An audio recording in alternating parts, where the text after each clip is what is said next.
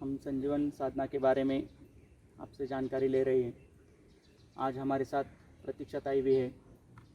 आज महिलाओं के बारे में जो कुछ प्रश्न है जो संजीवन साधना से उनका हल मिल सकता है, तो वो प्रश्न आज प्रतीक्षा ताई आपसे पूछेगी।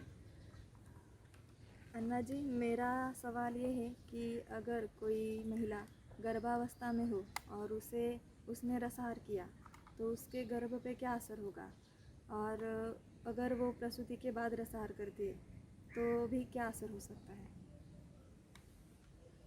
वैसा हमने संजीवन साधना के बारे में और रसआहार के बारे में बार बार जाना। ये मल को दूर करेगी।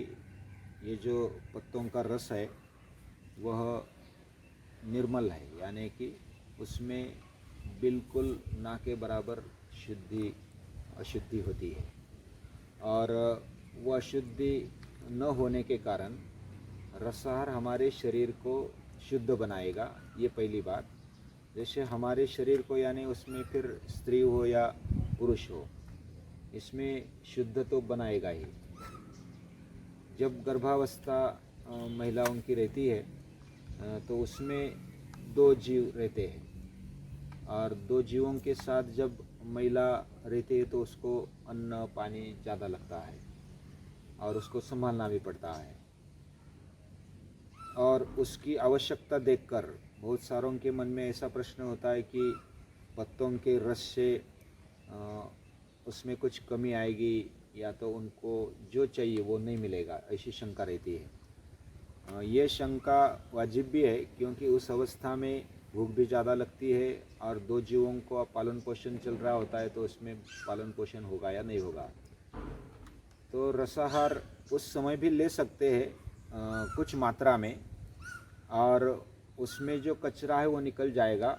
उल्टा जो भी बच्चा पैदा होगा वह सुदृढ़ निरोगी पैदा होगा, और वह सात्विक अन्न होने के कारण इस संजीवन साधना में जो भी रसाहार लेते हैं उसके साथ फलों का रस भी अगर जोड़ दिया जाए, क्योंकि उस समय ज़्यादा शक्ति की, ज़्यादा पोषण की आवश्यकता होती है, तो उसके लिए जो भी फाउंडेशन हमारा शरीर चाहिए उसकी बिल्डिंग के लिए रसाहार, पत्तों के रसाहार के साथ साथ फलों का भी रस अगर ले लिया जाए तो वो बेहतर होगा, ऐसा मुझे लगता है। अभी तक मैंने प्रयोग नहीं किया, फिर भी ये तो बेसिक है। हमने वैसे बार बार सुना कि पत्तों में कम से कम अशुद्धि है। दूसरा, उसमें जो भी जीवन सत्व चाहिए वो सभी प्रकार के जीवन सत्व जो हमारे लिए आवश्यक है, शरीर के लिए आवश्यक है, वो सभी जीवन सत्व उसमें है। विटामिन्स है, मिनरल्स है, फैट्स है, अलग अलग प्रकार के जो भी द्रव्य चाहिए वो उसमें है, मौजूद है। और क्लोरोफिल ये ऐसा तत्व है जो हमारे खून को ही बढ़ा देगा, यानी हीमोग्लोबिन की मात्रा बढ़ा देगा, लेकिन उसकी मात्रा कम न हो, वो सही मात्रा में, उचित मात्रा में लिया जाए, युक्तियुक्त लंघन के साथ साथ। युक्तियुक्त मैं इसलिए बोलता हूँ, ज़्यादा भी नहीं लंघन होना चाहिए और कम भी नहीं होना चाहिए। तो कम से कम हमने बार बार सुना कि 3 घंटे कम से कम, और ज़्यादा से ज़्यादा बीमार कोई है तो वो 8 घंटे के ज़्यादा लंघन न करे। तो ये कोई अगर क्रोनिक बीमारी है तो 8 घंटे तक जा सकते हैं। तो उसमें महिलाएं अगर गर्भावस्था में है तो 3 घंटे से लेकर के 4-5 घंटे तक, जैसी जिसकी वेट कितना है और वो कितना सहन कर सकती है, उसके आधार पर लंघन कर सकते हैं। उसके बाद फिर रसाहार भी लेकर के उसकी मात्रा थोड़ी, हरापन ज़्यादा होना चाहिए। पत्ते भी जो भी हमारे लिए ज़्यादा पोषक होंगे या तो शरीर को अच्छा रखेंगे, तो वही पत्ते हम चुन सकते हैं। उसके बाद आपने ऐसा भी प्रश्न पूछा कि प्रसूति के बाद अगर रसाहार को लिया जाए या तो संजीवन साधना की जाए तो कैसा होगा।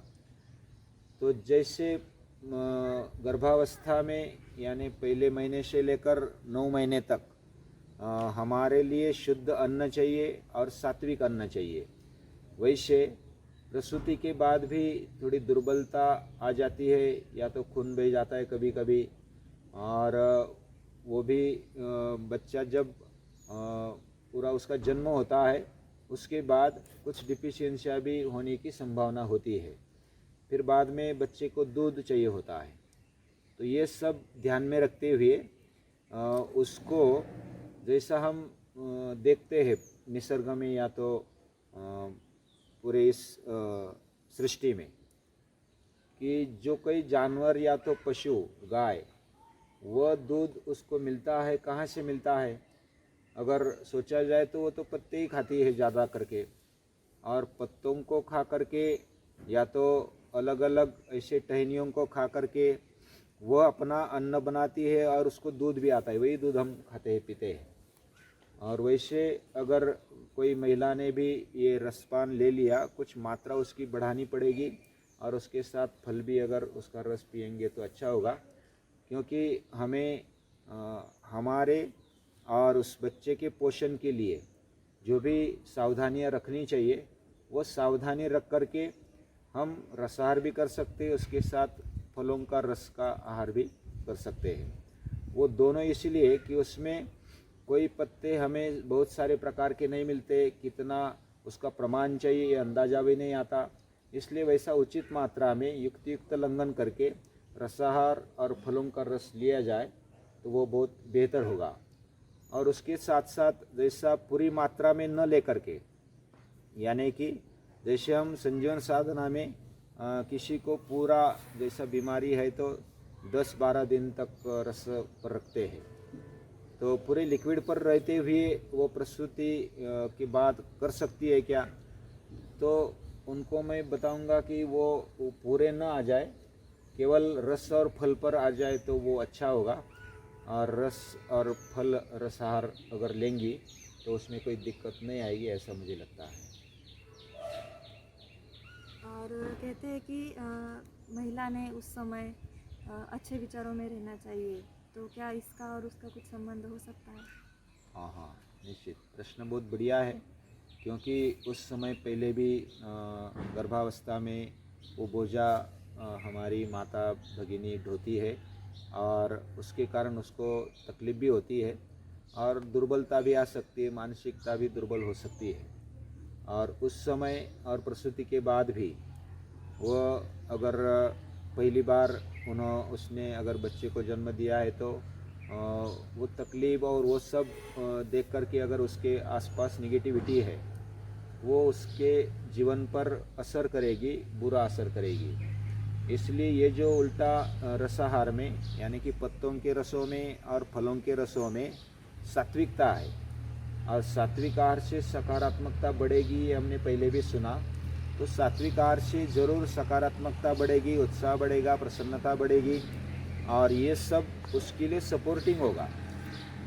हालांकि इतना करने पर भी उसको सकारात्मकता चाहिए, पॉजिटिविटी चाहिए, वो इस आहार से बाय दी बाय मिलेगी। फिर भी हमारा अभ्यास और संजीवन साधना में वैसे हम योग भी करते हैं, जो आवश्यक आसन है, कुछ प्राणायाम है, उसमें जो भी न करने हैं वो नहीं करने हैं, जो भी करना चाहिए वो करने चाहिए। और रसाहार और फलों में भी कुछ ऐसे फल है जो हमारे लिए पौष्टिक और हमारा शरीर बनाते हैं, और एक्सर्शन भी ज़्यादा होता है उस समय, और दूध भी माता को अपने बच्चे को देना होता है, तो उस समय दूध भी अच्छा बने, हमारा शरीर भी अच्छा रहे और पूरा संतुलन रहे। इसके लिए उनका रसाहार और रसाहार के साथ साथ फलाहार में उसका रस ही लेना है। तो अलग अलग तरीके से वो उल्टा सपोर्टिंग होगा, उसकी सकारात्मकता टिकेगी, और सकारात्मकता अगर टिकेगी तो और अच्छा उसका परिणाम भी आएगा। और ये वैसा सपोर्टिंग है, यानी कि ऐसा मत सोचो कि इस आहार से निगेटिविटी आएगी, उल्टा निगेटिविटी है तो वो दूर होगी, ऐसा इसका परिणाम होगा। अन्ना जी ने संजीवन साधना ये जीवन पद्धति कैसी है और ये जब हम अपनाएंगे तो हमें कितना फ़ायदेमंद है ये भी बताया। जैसे प्रतीक्षाताई ने जो प्रश्न पूछा था महिलाओं के लिए कि प्रसूति दरमियान और प्रसूति के पहले और बाद में महिलाओं के लिए रसाहार यानी कि संजीवन साधना क्या परिणामकारक है और कितनी महत्वपूर्ण है। तो अन्ना जी ने बताया कि पत्ते और उसका जो रस होता है वो पूरा निर्मल होता है, उसमें कोई ऐसा मल नहीं होता, पूरी तरह वो शुद्ध होता है। और जितना हम शरीर को शुद्ध रखेंगे उसका परिणाम भी अच्छा ही मिलेगा।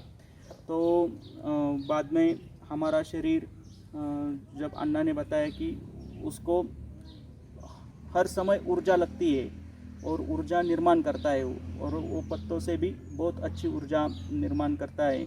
जैसे माताओं के लिए दूध और उनकी जो शरीर की चीज़ होती है प्रेगनेंसी के समय, उसके बाद तो वो भी उससे भरकर आती है।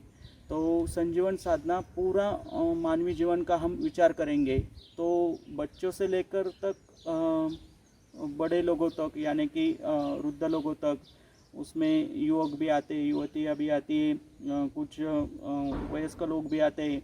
और सभीयों के लिए कितना महत्वपूर्ण है, कितना अच्छा है, ये उन्होंने बताया।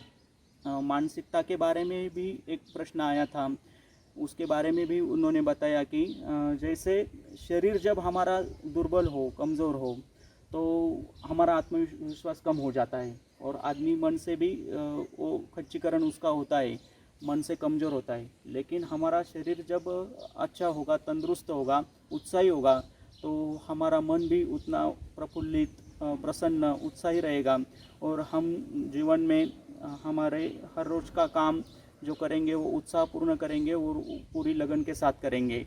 इसलिए रसाहार कितना महत्वपूर्ण है, हमने अन्ना जी से जानकारी ली। फिर अन्ना जी ने एक बात बताई और मैं भी कहना चाहता हूँ कि जिसको कोई लगेगा कि हम रसाहार कर सकते हैं, ये सुनकर ये पद्धति अच्छी है, तो इसके बारे में पहले अनुभवी व्यक्ति से जानकारी लेकर ही ये करो।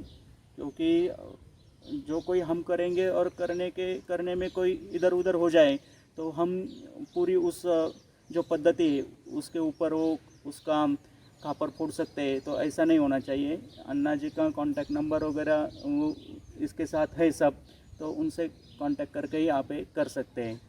अन्ना जी नमस्कार।